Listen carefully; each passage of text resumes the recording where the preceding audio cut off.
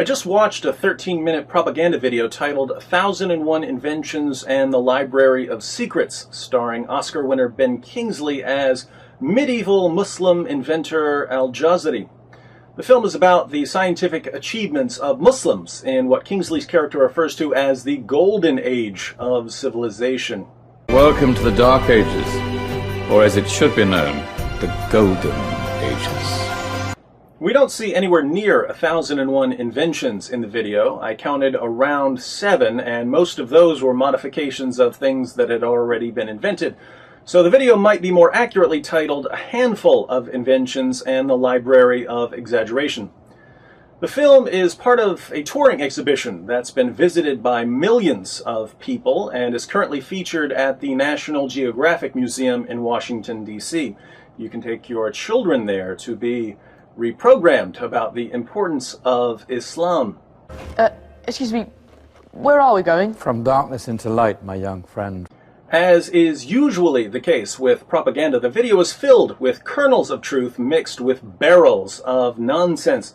I'll be the first to admit that certain Muslims during the Middle Ages made some interesting contributions to science. The problem I have with these Islamic supremacist videos is that they tend to make it sound as if the Renaissance and the scientific revolution and pretty much all Western progress came from Islam. For instance, Ben Kingsley's character Al-Jazari suggests that the industrial age wouldn't have happened without his work in engineering. In fact, I've no idea how the Industrial Revolution could have happened hundreds of years later without such a device. Not that I ever get the credit I deserve. He even tells us that because he built some clocks, without him, people today wouldn't be able to tell time. If it wasn't for me, thousands of people would be late for everything. As soon as I have the time, I'll set the historical record straight and respond to a few of the claims made in the video. But for now, let's pretend that everything Al-Jazari says is true. And let's pretend that we just heard about 1001 bona fide Muslim inventions. As we sit here, filled with awe and wonder, we can't help but ask, why did Muslims in the Middle Ages make such amazing scientific discoveries? How did they build this golden age of culture and learning? If you've been paying attention to Muslim polemics over the past 15 years, you know where they're going with this. Muslims assure us that these scientific discoveries are the fruit of Islam. Islam is a fount of progress, clear proof that it's the true religion. That is pretty cool. This idea that Islam has something to do with science is probably puzzling to you if you've read the Quran, because the Quran is a scientific catastrophe. Surah 1886 tells us that Alexander the Great traveled so far west, he found the place where the sun sets. According to the Quran, the sun sets in a pool of murky water. Do you know what stars are? According to Muhammad, Surah 37, 6-10 and 67:5 tell us that stars are missiles that God uses to shoot demons when they try to sneak into heaven. When you see a shooting star, it's because God became angry and hurled a star at a demon. The earth is flat, according to Surah 88:20. In Surah 86, 5-7, we learn that semen is produced between the ribs and the spine, and according to Surah 22:5, humans go through a blood clot stage during embryological development. On top of all of this, the Quran repeatedly claims to be perfectly clear, which means that reinterpretation is off limits. Take a look. If you dare. Now, religious beliefs can play a role in scientific discovery. Some of the main figures of the scientific revolution, for instance, believed that because the world was created by a powerful intellect, and because we were created in the image of this powerful intellect, we can go out and discover the laws and principles that govern the world. Most of the time, however, scientific research is pretty independent of a person's religious beliefs. If you're a Christian doing research in the laboratory, you could probably do the exact same research if you were a Hindu or an atheist. But in Islam, there was, indisputably, a very close connection between religious belief, on the one hand, and scientific discovery, on the other. You see, Islam commands its adherents to violently subjugate non-Muslims. And as the early generations of Muslims obeyed this clear command, Islam built a massive empire that stretched from southern Europe in the west all the way to northern India and China in the east. But in a civilization that stretched from Spain to China, the golden rays of discovery and invention shone over everything. As Muslims conquered city after city in the name of Allah, they got hold of the books of the people they conquered. This is how Muslims obtained the works of Aristotle, for instance.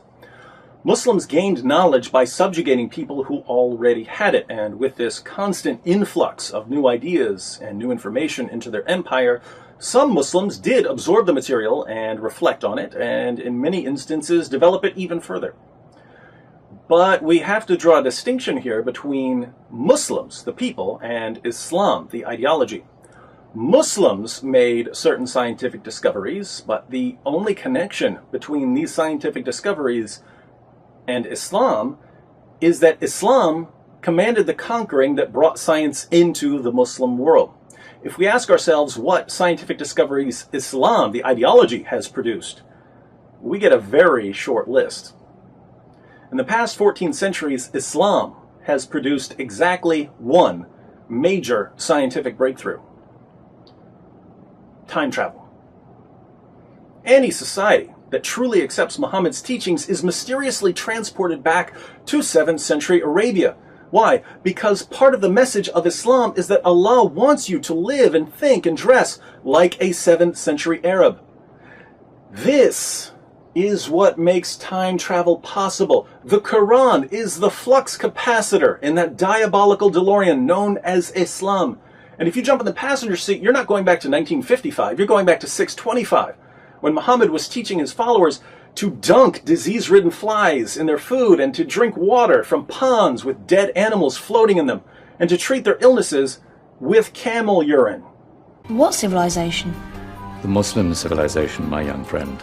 So there were two forces at work during the golden age of Islam. Through military conquest, Muslims acquired entire libraries of data. And some Muslims and Muslim leaders used this data and even expanded on it. This positive force, the force of rapidly increasing knowledge, carried Muslim civilization a certain distance. But there was also the retrograde force of Islam, constantly calling Muslims back to a 7th century way of thinking. Why did science ultimately wither and die in the Muslim world? Well, since science in the Muslim world depended on conquering advanced cultures, scientific progress was doomed to failure as soon as Islam stopped conquering advanced cultures. Without the positive force of new insights and new research pouring into the empire, Muslims were left with the negative force of Muhammad's intellectually backward, anti-scientific teachings. We can see the results all around us. Where is science in the Muslim world? Who goes to Saudi Arabia to learn cosmology? Here's an interesting comparison. Muslims make up around 23% of the world's population, yet well under 0.5% of Nobel laureates in the sciences, physics, chemistry, and medicine, are Muslims. By contrast, Jews make up well under 0.5% of the world's population, yet around 23% of Nobel laureates in the sciences are Jews. What impact did your era have on the modern world? Muslims today look around the world and see that their contribution to science is disproportionately small compared to that of other groups, and they're suffering from what can only be called science envy. But instead of looking at the root of their problem, Muhammad's teachings in the Quran and the Hadith, Muslims are busy trying to convince us that our scientific achievements are rooted in Muslim scientific achievements, and that the Muslim contribution to science is therefore much larger than it seems. And remember, spread the word. This is a golden age. But let's face it, if I ask, apart from terrorist attacks, what has Islamic culture done for the world? And all Muslims can say is, well, 1,000 years ago, guess what? Their little touring museum doesn't have much to do with modern science. What they've got is the Islamic version of Antiques Roadshow.